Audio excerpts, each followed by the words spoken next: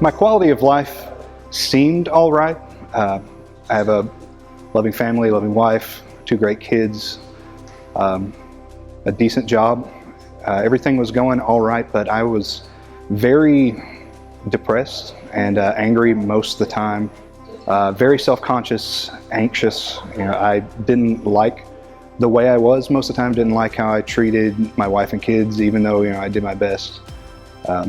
Sometimes a little short with them, but I just didn't have any care for myself, so very little care to give to others.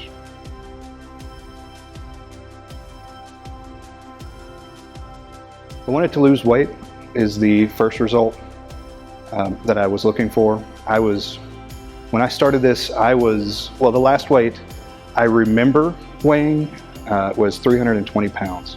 And that was not my heaviest. That was the last time I stopped paying attention to it. In March of 2016, I had an umbilical hernia that had went septic. So I was in the hospital, nearly died. And that when my wife was like 8 months pregnant with twins. So that was very scary.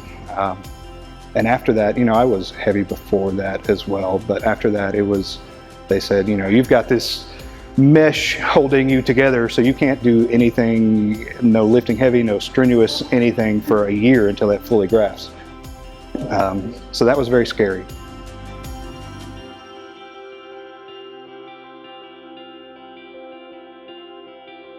To date, I have lost right about 80 pounds.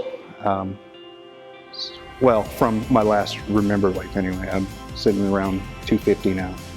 I definitely have a lot more self-esteem and energy. If I had the same amount of energy as when I started, I wouldn't be able to do any of this.